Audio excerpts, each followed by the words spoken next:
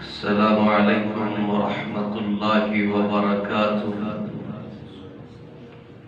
إن الحمد لله نحمده ونستعينه ونستغفره ونؤمن به ونتوكل عليه ونعوذ بالله من شرور أنفسنا ومن سيئات أعمالنا.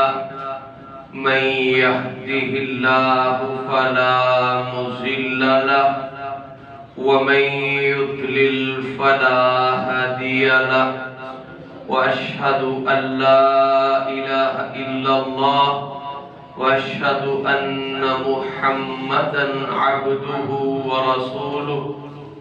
اللهم صل على محمد وعلى آل محمد كما صليت على إبراهيم وعلى آل إبراهيم إنك حميد مجيد. اللهم بارك على محمد وعلى آل محمد كما باركت على إبراهيم وعلى آل إبراهيم إنك حميد مجيد. أما بعد فإن خير أحسن الحديث كتاب الله وخير الهدي هدي محمد صلى الله عليه وسلم وشر الأمور محدثاتها وكل محدثة بدعة وكل بدعة ضلالة وكل ضلالة في النار.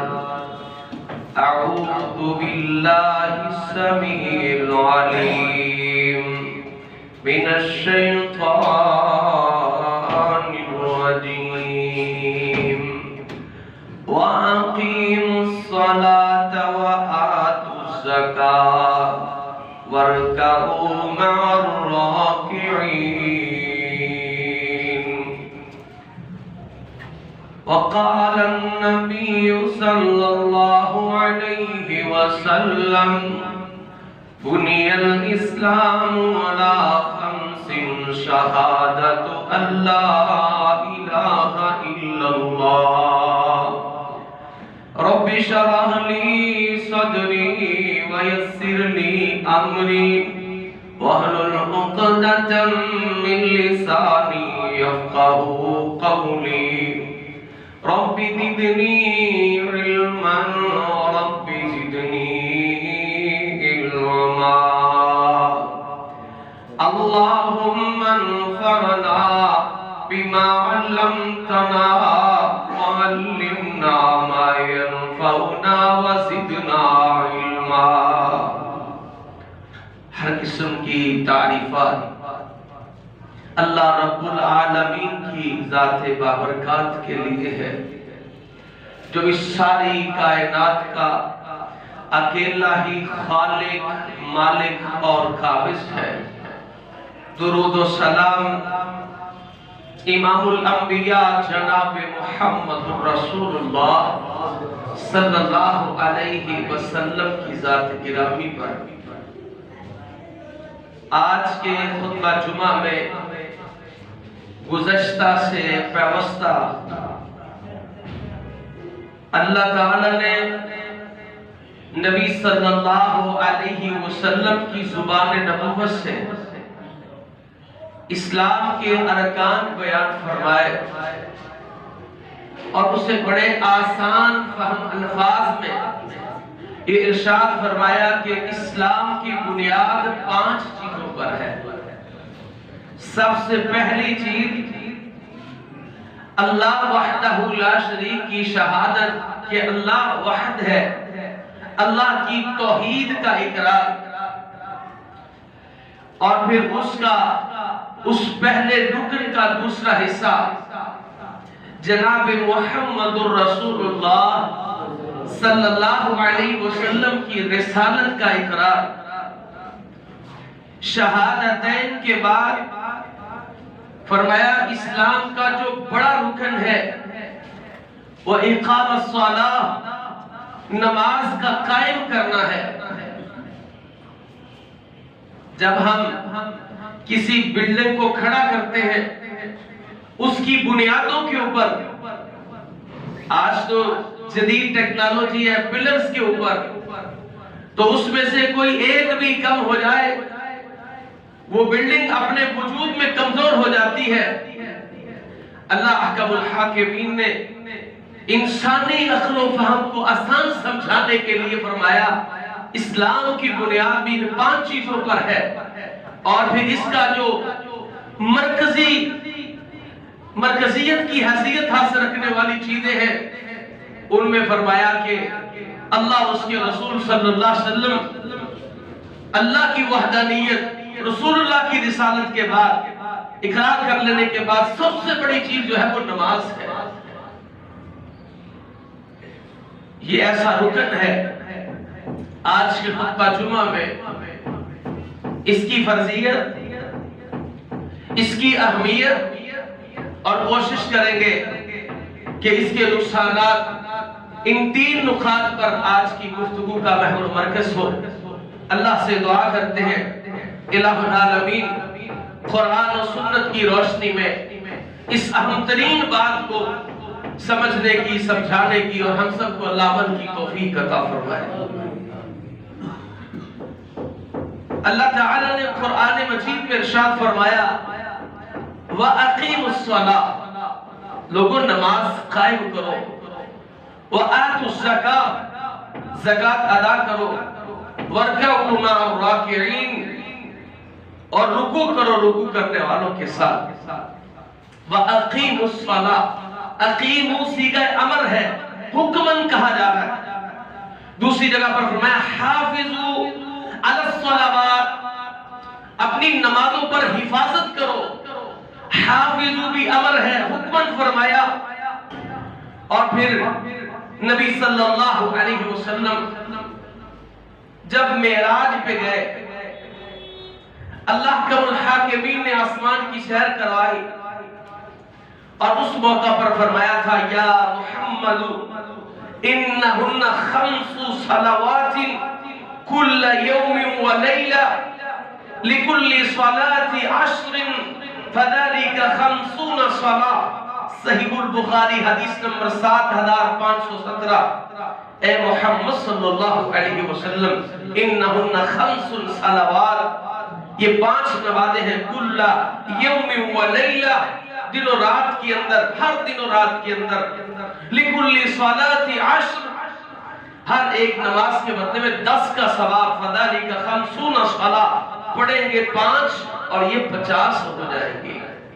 ये मैंने उस हदीस का आखिरी हिस्सा बयान किया जिसमें 50 मिली, कम होते होते 5 रह गई। मैं बात ये समझाना चाहता हूँ, अल्लाह के नबी सल्लल्लाहु अलैहि वसल्लम पर अल्लाह ने सारा दीन, आपने दीन के जो भी अहकाम थे जमीन पर नाज़िल किए, लेकिन ये नमाज अल्लाह ने आसमान पे बुलाया जब दुनिया की हर चीज रसूलुल्लाह सल्लल्लाहु अलैहि वसल्लम से नीचे थी, और आपके ऊपर अल्लाह रब्बुल आलमीन ने जब आपको बुलाया, ये वो मौका था जहां जिब्राइल अमीन अलैहिस्सलाम ने भी कहा इससे आगे मैं आपके साथ नहीं जा सकता, तो अल्लाह रब्बुल आलमीन ने अपने पास बुलाकर फिर ये हुक्म दिया, ऐ मेरे महबूब पैगंबर या मुहम्मद इन्नहुन्ना खम्सुन सलावात कुल्ल यौमिन व लैला, फिर ये हुक्म दिया था। आप इसकी अहमियत को समझें कि ये तोहफातन है, और फिर आसमानों पे बुला के दिया है।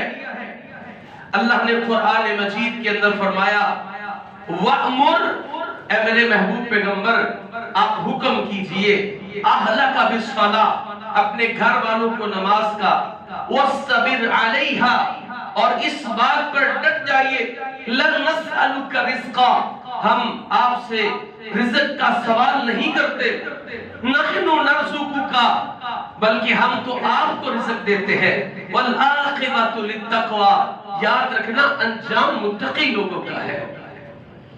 آپ پہلی آیت پہ غور کریں، اقیم الصلاۃ، عمومی حکم ہے۔ دوسری آیت پر غور کریں، حافظوا علی الصلوات، عمومی حکم ہے۔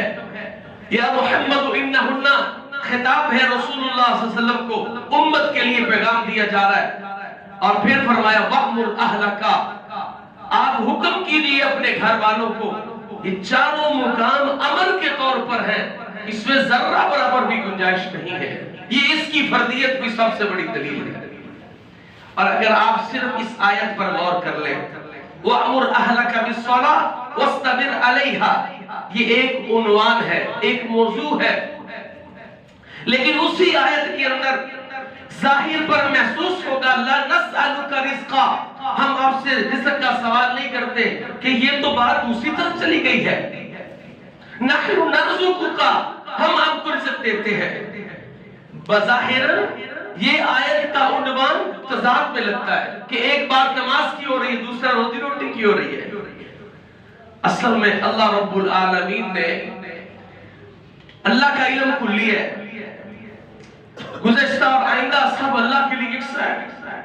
اللہ نے میرے اور آپ کے لیے حکم دیا تھا کہ ہم آپ کو نماز کا حکم دیتے ہیں، آپ اس پر ڈٹ جائیے۔ آج جو نماز چھوڑنے میں سب سے بڑے عذر ہے وہ کیا ہے؟ اگر گھر میں خواتین نماز میں سستی کرتی ہیں تو دو تین مواقع ایسے ہیں جو نماز اور کھانے کے اکٹھے ہیں، ناشتہ اور صبح صبح فجر، دوپہر ظہر اور دوپہر کا کھانا، شام اور عشاء شام کا کھانا۔ تو اللہ رب العالمین نے جو میرے اور آپ کے عذر آنے والے تھے اس کو پہلے بیان کر دیا۔ خواتین اگر یہ عذر پیش کریں جی میری تو گھر میں مصروفیت ہے، نماز نہیں پڑھ سکتی، اور میرے اور آپ کے عذر کیا ہے؟ میں تو اپنے آفس میں مصروف تھا، آخر روزی روٹی بھی تو کمانی ہے نا، میں تو جناب اپنی دکان پر تھا، کوئی تھا نہیں، میں چھوڑ کے جاتا کیسے، اور میں تو جناب اجرت پہ کام کرتا ہوں۔ ملازم آدمی کی کیا زندگی ہوتی ہے؟ اللہ رب العالمین نے جو جوابات آنے تھے، عذر آنے تھے، اس میں پہلے جواب تیار کر دیا، لوگو لا نسألک رزقا، اللہ تم سے رزق کا سوال نہیں کرتے، تم یہ سوچو گے کریں گے نہیں تو کھائیں گے کیسے، نحن نرزقک، اپنا عقیدہ بنا لو، اللہ کہتے ہیں رزق میں تمہیں دینے والا ہوں۔ تو جو رب رزاق ہے، رزق کی تلاش میں رزاق کو بھول جاؤ، نماز کو پش پش ڈال دو، یہ ممکن نہیں ہے۔ ہو مسلمان اور یہ اس کے اونر ہو، اللہ نے پہلے سمجھا دیا نحن نرزقک، اور پھر اینڈ پہ جواب بھی دے دیا والعاقبۃ للتقوی، یاد رکھنا انجام جو ہے، کامیابی جو ہے وہ متقی لوگوں کی ہے، اللہ سے ڈرنے والوں کی، نیکیوں کا اہتمام کرنے والوں کی، گناہوں سے بچنے والوں کی ہے۔ یہ نماز کے بارے میں جو اس کی فرضیت ہے، بسا اوقات انسان کو نقلی دلائل مل رہے ہوتے ہیں، لیکن جو عقل ہوتی ہے، اسلامی اصول عقل مانے یا نہ مانے حکم تو اللہ کا ہی ہوگا، لیکن بسا اوقات عقلی دلیلیں جو ہے وہ انسان کو راغب کر دیتی ہیں ان نقلی دلائل کو دل و دماغ میں بٹھانے کے لیے۔ آپ دیکھیں ہماری سالانہ دو خوشیاں ہیں، اگر آپ کو بات سمجھ آ رہی ہوگی تو انشاءاللہ یہ دماغ میں ضرور آئے گی، سالانہ دو خوشیاں، تو اس کا جو سب سے بڑا اظہار ہے وہ عیدین کی نماز کی شکل میں ہے۔ سالانہ خوشیوں میں کیا کرنا ہے؟ نماز پڑھنی ہے، سالانہ خوشیوں میں نماز۔ آ جائیے ماہانہ ہفت روزہ کی بنیاد پر، جمعہ افضل دن ہے، سردار دن ہے، اس کے کچھ فضائل بھی بیان ہوئے، لیکن اس دن بھی کیا کرنا ہے؟ جمعے کے لیے حاضری اجتماع میں، نماز میں۔ روزانہ کی بنیاد پر آ جائیں، 24 گھنٹوں میں تہجد کا وقت سب سے اعلیٰ ہے، کام کیا کرنا ہے؟ نماز پڑھنی ہے۔ بندہ دنیا سے گیا، غم کا انتہائی عالم ہے، اور اسے رخصت کرتے ہوئے کیا کرنا ہے؟ نماز جنازہ، نماز پڑھنی ہے۔ تو یہ اللہ رب العالمین ہمیں سمجھا رہے ہیں، ہماری ذہن سازی کر رہے ہیں، تمہاری خوشیوں کی بلندیاں ہو یا غموں کے پہاڑ تمہارے اوپر گر جائیں، ہر صورت میں رب کے سامنے کھڑے ہونا ہے، عاجزی اور انکساری کرنی ہے، اس کے لیے حکم نماز دے دیا ہے۔ تو یہ انسان اگر عقل سے سوچے تو ان لمحات میں بھی اللہ رب العالمین نے نماز کو ترک نہیں کیا، یہ فرض ہے، سنن ہے، نوافل ہے، یہ بحث بعد کی ہے۔ اور اگر آپ غور کرتے ہیں تو رسول اللہ صلی اللہ علیہ وسلم اس نماز کے حوالے سے کس قدر امت کے لیے تڑپ رکھتے تھے۔ رسول اللہ صلی اللہ علیہ وسلم تو ہر لمحہ اپنی امت کی خیر خواہی پر سوچ رکھتے تھے، لیکن آپ غور کیجئے گا اللہ کے رسول صلی اللہ علیہ وسلم حضرت علی المرتضی رضی اللہ عنہ اس حدیث کے راوی ہیں، اور سنن ابن ماجہ کی یہ حدیث نمبر 2698 ہے۔ اللہ کے رسول صلی اللہ علیہ وسلم کی بیوی حضرت ام سلمہ بیان کرتی ہیں، یہ حدیث بھی سنن ابن ماجہ کی ہے، حدیث نمبر 1625 ہے۔ جب بندہ دنیا چھوڑ کر جا رہا ہوتا ہے، زندگی اور موت کا درمیانی وقت ہوتا ہے، ہمارے تاثرات ذرا مختلف ہوتے ہیں۔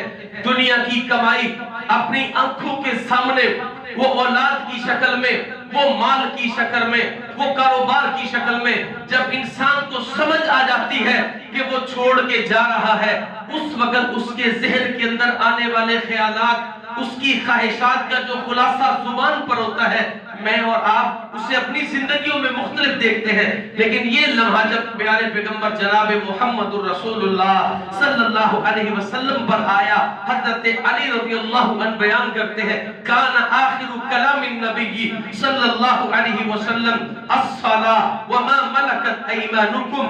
حضرت علی رضی اللہ عنہ کہتے ہیں رسول اللہ صلی اللہ علیہ وسلم جب اس دنیا سے رخصت ہوئے تو آپ کی زبان نبوت پر کان آخر کلام النبی صلی اللہ علیہ وسلم، نبی صلی اللہ علیہ وسلم کی جو آخری کلام تھی، آخری جملے تھے، وہ فرمایا الصلاۃ، اور لوگوں نماز کی حفاظت کرنا، الصلاۃ نماز کا خیال رکھنا، وما ملکت ایمانکم جو تمہارے ملازمین ہیں، جن کے تم مالک ہو، جو تمہارے غلام ہیں، ان کے حقوق کا خیال رکھنا۔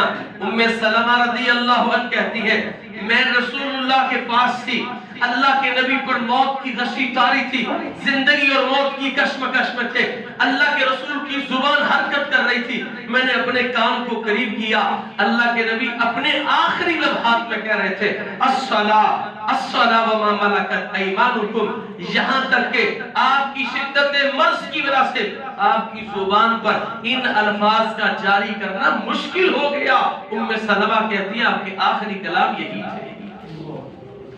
آپ سوچئے یہ نماز، اس کے بارے میں یہ رکن ہے اہم ترین، اگر اس کو ہم اپنی زندگی سے نکال دیتے ہیں تو قرون اولیٰ میں یہ تصور نہیں تھا کہ بندہ مسلمان ہو اور وہ نماز نہ پڑھتا ہو، یہ تصور ہی نہیں تھا۔ صحابہ میں، تابعین میں، تبع تابعین میں ایسا خیال تک نہیں تھا کہ بندہ مسلمان اور نمازی نہ ہو۔ اللہ کے رسول صلی اللہ علیہ وسلم نے حدیث آپ نے بار بار سنی ہے، لیکن ایک رمز سمجھائی ہے۔ اب دیکھیں بچوں کی تربیت آپ جن چیزوں پر کرتے ہیں، بچے بڑے ہو کے ان چیزوں کو بناتے ہیں، اور یہ عام سی بات ہے۔ اگر آپ نے کہیں تضاد دیکھا ہے کہ بچوں کو آپ نے آزادی دی، خود آزادانہ ماحول میں رہے، بچے 15-16 سال تک ایک ہی ماحول میں، آپ کو اللہ نے سمجھ دے دی، اب آپ کوشش کریں گے بچوں پر، آپ انہیں کہیں گے آپ کی باتیں ان کو سمجھ نہیں آئیں گی، اور پھر ہم نے یہ دیکھا ہوگا کہ ابا جان، امی جان، آپ نے تو اپنی زندگی ساری موجوں میں، ہماری باری آئی تو پابندیاں لگا دی۔ ٹھیک ہے آپ کی عمر میں جائیں گے یہی کریں گے، جوابات آتے ہیں یہ۔ ماں باپ ان کو سمجھاتے ہیں، ان کی بات سمجھ میں نہیں آتی، اس کی وجہ کیا ہے؟ تربیت کا فقدان ہے۔ تو نماز اس کے نمازی بننے کے لیے رسول اللہ صلی اللہ علیہ وسلم نے جو نسخہ بیان کیا، فرمایا مرو اولادکم بالصلاۃ، اپنی اولادوں کو نماز کا حکم دیا کرو، وہم ابناء سبع سنین، جب وہ 7 سال کے ہو جائیں تو انہیں نماز کی رغبت دیا کرو، اور فرمایا وَاضْرِبُوهُمْ عَلَيْهَا وَهُمْ أَبْنَاءُ 10 سنین۔ مسند احمد اور سنن ابی داؤد کی حدیث ہے، 10 سال کی عمر کو پہنچ جائیں نماز نہ پڑھیں تو ان کی سرزنش کیا کرو۔ اب 7 سال سے لے کر 10 سال کی عمر تک ٹریننگ دورانی ہے، عادت بنانی ہے۔ ابا آپ نہیں پڑھتا، بچے لوگ کیوں کہہ رہے ہیں؟ ہم سے پوچھتے ہیں کہ مسجد میں کیسا بنڈا آیا مسجد پڑھنا واسطے، تو میں تو کہہ دیتا ہوں بھائی جان تسی نہیں آؤ گے تو بچہ کتوں آئے گا؟ اور حیرانگی ہوتی ہے، آئیں گے بچے کو مسجد میں چھوڑ کے آپ خود ادھر نکل جائیں گے، اور بعد میں نقشہ پتہ کیا ہوتا ہے؟ ابا ادھر نو نکلیا، بچہ ادھر نو نکل گیا، بعد کہتے ہیں دعا کرو منڈا آنکھیں نہیں لگ دی۔ او میرے محترم بھائی، یہ تربیت ہے، اور جو باپ کرتا ہے بچے وہی کریں گے، جو ماں کرتی ہے بچے وہی کریں گے۔ اور میں ایسے بچوں کو جانتا ہوں جن کے والدین نمازی ہیں اور انہیں ابھی پوری طرح بولنا نہیں آتا، کافی ساری نماز یاد ہے، ابھی 7 سال کے نہیں ہوئے، پوری نماز کے بعد کے اذکار یاد ہے، کیوں؟ وہ کرتے دیکھتے ہیں۔ تو اس کے لیے ہمیں ماحول بنانا پڑے گا، 2 ہی کام ہے، 2 ہی وجہ سے کام ہوں گے، شوق یا خوف۔ تو شوق بچپن میں ڈال دیجئے، شعور کی عمر آئے گی رب کے خوف سے نماز پڑھیں گے۔ تو اس لیے اس طرح اس کو سمجھیے، اور یہ اہمیت اس قدر ہے، اس نماز کے حوالے سے رسول اللہ صلی اللہ علیہ وسلم کا ارشاد گرامی ہے۔ آپ نے فرمایا، حضرت انس بن مالک رضی اللہ عنہ اس حدیث کے راوی ہیں، فرمایا کل قیامت کا دن ہوگا، اول ما یحاسب به العبد یوم القیامت الصلاۃ، کل قیامت کا دن ہوگا، انسان کے اعمال کا حساب ہوگا، تو سب سے پہلا حساب اعمال کے اندر اس کی نماز کا ہوگا۔ فَإِن صَلُحَتْ، اگر نماز کے بارے میں رزلٹ ٹھیک ہوا، صَلُحَ سَائِرُ عَمَلِهِ، تو اس کے باقی عمل بھی ٹھیک ہوں گے۔ وَإِن فَسَدَ سَائِرُ عَمَلِهِ، اگر نماز فاسد ہو گئی، اس پیپر کے اندر ناکام ہو گیا، تو پھر فرمایا سارے عمل اس کے برباد ہو جائیں گے۔ بچوں کو تعلیم کے لیے اسکول کالج یونیورسٹی بھیجتے ہیں، اس کے نصاب میں ایک مضمون لازمی ہے، اگر وہ مضمون میں فیل ہو جائے یا تو پھر دوبارہ اسے دوسرے سال میں اس کو تیاری کرنا پڑتی ہے۔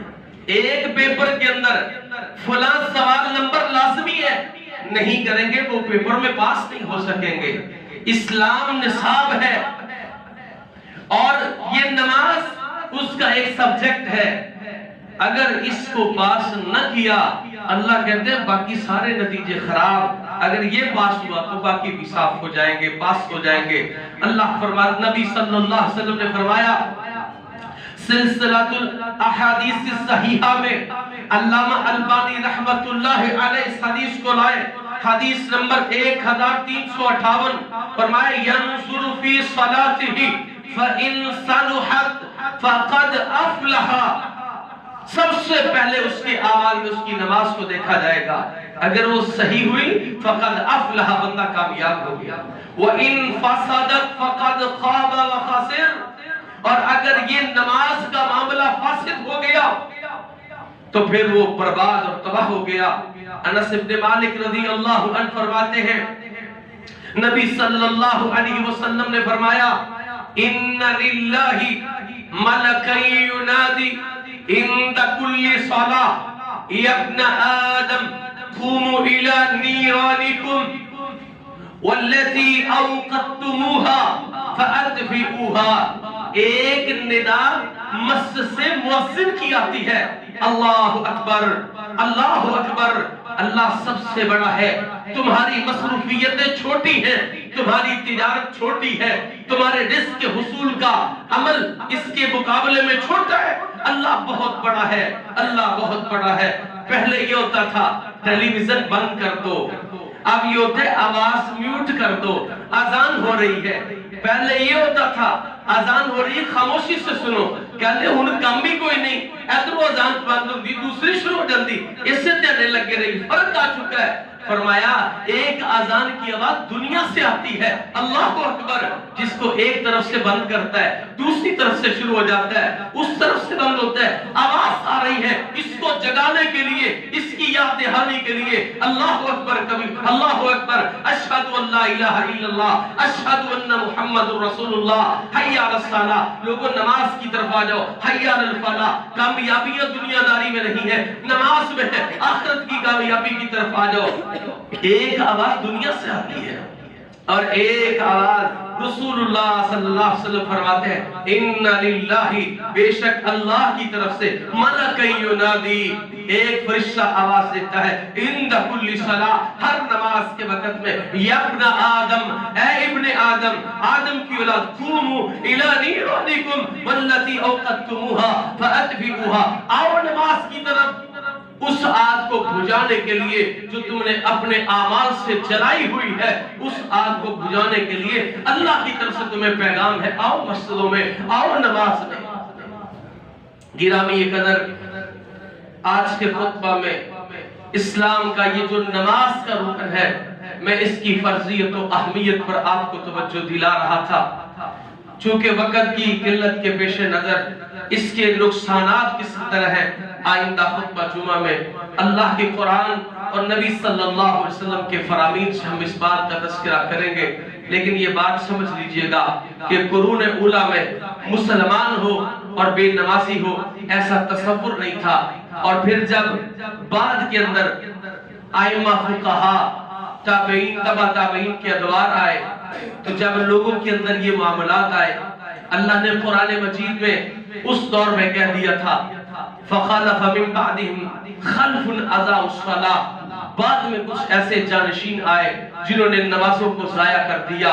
تو اللہ رب العالمین نے فرمایا کہ نمازوں کو ضائع کرنے والے، تو پھر اس دور کے جو قرون اولیٰ کے نیکوکار لوگ تھے، ان کا وتیرہ یہ تھا اگر کسی کے بارے میں پتہ چل جاتا کہ یہ بے نمازی ہے، اس کا نکاح نہیں پڑھاتے تھے، وہ مر جاتا اسے غسل نہیں دیا جاتا تھا اور اسے کفنایا نہیں جاتا تھا۔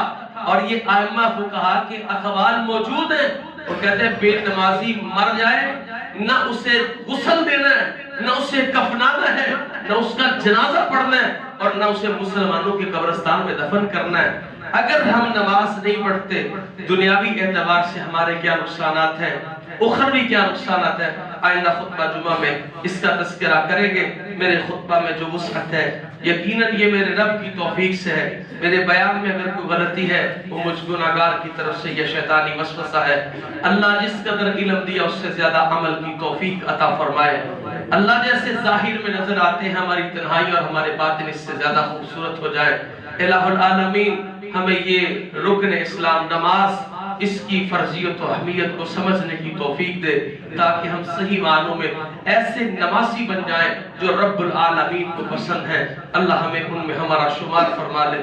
اقول قولی ھذا استغفر اللہ لی ولکم ولسائر المسلمین۔